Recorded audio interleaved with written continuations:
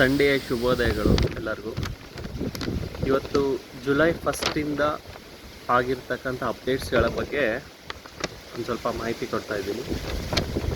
First ಬಂದು I T R filing ITR 1 and ITR 2 file ಮಾಡೋದಕ್ಕೆ July 31 is the last date. ITR 1 ಅಂದರೆ salaries person ಬರೀ salary ಮಾತ್ರ ತೊಗೊಂಡಿರೋರು. ITR 2 ಅಂದರೆ salary ಜೊತೆಗೆ ಸ್ಟಾಕ್ ಮಾರ್ಕೆಟಲ್ಲಿ ಇನ್ವೆಸ್ಟ್ ಮಾಡಿ ಅದರಲ್ಲಿ ಬಂದಿರತಕ್ಕಂಥ ಕ್ಯಾಪಿಟಲ್ ಗೇನನ್ನು ತೋರಿಸ್ತಕ್ಕಂಥವ್ರಿಗೆ ITR 2. ಸೊ ಇದೆರಡಕ್ಕೂ July 31 is the deadline. Second update ಬಂದು ಆಧಾರ್ ಕಾರ್ಡು.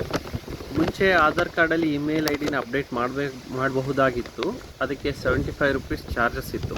ಬಟ್ ಇವಾಗ ಅದನ್ನು ಫ್ರೀಯಾಗಿ ಮಾಡಿದ್ದಾರೆ. 31 ಡಿಸೆಂಬರ್ವರೆಗೂ ಫ್ರೀಯಾಗಿ ಅಪ್ಡೇಟ್ ಮಾಡ್ಕೋಬಹುದು.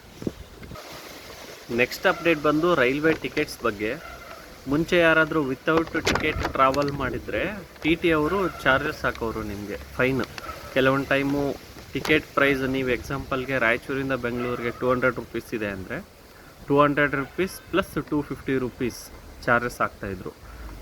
ಅಥವಾ ಕೆಲವೊಂದು ಟೈಮು 1000 ರೂಪೀಸ್ 2000 ಆ ಥರನೂ ಆಗ್ತಾಯಿದ್ರು. ಬಟ್ ಇವಾಗಿನ ರೂಲ್ಸ್ ಪ್ರಕಾರ 200 ರೂಪೀಸ್ ಟಿಕೆಟ್ ಇದ್ದರೆ 200 ರೂಪೀಸ್ ಪ್ಲಸ್ 500 ರೂಪೀಸ್ ಅಂದರೆ ಟೋಟಲ್ 700 ರೂಪೀಸ್.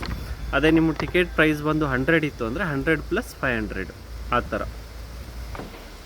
ನೆಕ್ಸ್ಟ್ ಅಪ್ಡೇಟ್ ಬಂದು ಕಮರ್ಷಿಯಲ್ ಗ್ಯಾಸ್ ಸಿಲಿಂಡರ್ ಬಗ್ಗೆ. ಕಮರ್ಷಿಯಲ್ ಗ್ಯಾಸ್ ಸಿಲಿಂಡರ್ನಲ್ಲಿ 177 ರೂಪೀಸ್ ಕಡಿಮೆ ಮಾಡಿದ್ದಾರೆ ಈಗ. ಅದು ಕಮರ್ಷಿಯಲ್ ಗ್ಯಾಸ್ ಸಿಲಿಂಡ್ರಿಗೆ, ಅಂದರೆ ಹೋಟೆಲ್ಗಳಲ್ಲಿ ತೊಗೊತಾರಲ್ಲ ಆ ಸಿಲಿಂಡ್ರಿಗೆ ಮಾತ್ರ. ಮುಂಚೆ 3198 ಏನೋ ಇತ್ತು, ಇವಾಗ 3021 ರೂಪಾಯಿಗೆ ಸಿಗುತ್ತೆ. ಡೊಮೆಸ್ಟಿಕ್ ಅಂದರೆ ನಾವು ಮನೆಗೋಸ್ಕರ ತೊಗೊತೀವಲ್ಲ 14 kg ಗ್ಯಾಸ್ ಸಿಲಿಂಡ್ರು, ಅದರಲ್ಲಿ ಏನೂ ಚೇಂಜಸ್ ಆಗಿಲ್ಲ. ನೆಕ್ಸ್ಟ್ ಅಪ್ಡೇಟ್ ಬಂದು ಪಾಸ್ಪೋರ್ಟ್ ಬಗ್ಗೆ. ಮುಂಚೆ ಹೊಸ ಪಾಸ್ಪೋರ್ಟ್ಗೆ ಅಪ್ಲೈ ಮಾಡಿದರೆ ಅಥವಾ ರಿನ್ಯೂವಲ್ ಮಾಡಿದ್ರೆ 1500 ಇತ್ತು ಫೀಸು, ಅದನ್ನು ಇವಾಗ 2500 ಮಾಡಿದ್ದಾರೆ. ಇನ್ನೊಂದು ತತ್ಕಾಲಲ್ಲಿ ಪಾಸ್ಪೋರ್ಟ್ ಅಪ್ಲೈ ಮಾಡೋದು ಅಥವಾ ರಿನ್ಯೂವಲ್ ಮಾಡೋದಿದ್ರೆ ಮುಂಚೆ 3500 ಇತ್ತು, ಇವಾಗ 5000ಗೆ ಚೇಂಜ್ ಮಾಡಿದ್ದಾರೆ. ನೆಕ್ಸ್ಟ್ ಸಿಕ್ಸ್ತ್ ಅಪ್ಡೇಟ್ ಬಂದು ಬ್ಯಾಂಕ್ ಪರ್ಸನ್ ಬಗ್ಗೆ.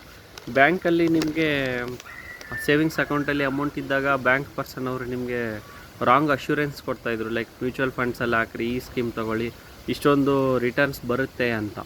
ಎಕ್ಸಾಂಪಲ್ಗೆ ಇನ್ಶೂರೆನ್ಸಲ್ಲಿನೂ ಅಥವಾ ಮ್ಯೂಚುವಲ್ ಫಂಡಲ್ಲಿ ಆ ಥರ ಮಿಸ್ ಇನ್ಫಾರ್ಮೇಷನ್ ಕೊಟ್ಬಿಟ್ಟು ನಿಮ್ಮ ಹತ್ರ ಅಮೌಂಟ್ ಹಾಕ್ಸಿ ಅದೇನಾದರೂ ಲಾಸ್ ಹೋಯಿತು ಅಂದರೆ ನೀವು ಬ್ಯಾಂಕಲ್ಲಿ ಕೇಳಬಹುದು.